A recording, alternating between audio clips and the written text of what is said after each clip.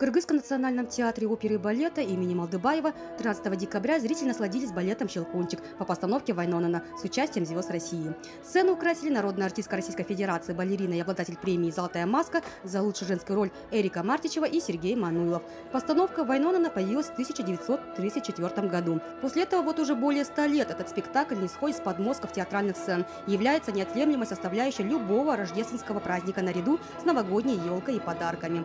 Культурное мероприятие поддержали и представители фонда ОНУГУ. Как отметил руководитель фонда Алишер Мамасалиев, без поддержки культуры не может быть и развития страны в целом.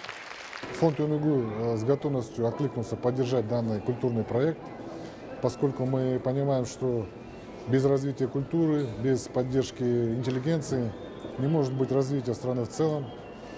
Фонд ОНУГУ поддерживает многие культурные проекты, и мы надеемся, такого рода мероприятия будут хорошей традицией. И мы с готовностью откликнулись поддержать сегодняшний концерт. И думаем, это будет нашей лептой в развитии культуры города Бишкек. Замечательный спектакль «Щелкунчик», постановка Вайнонена.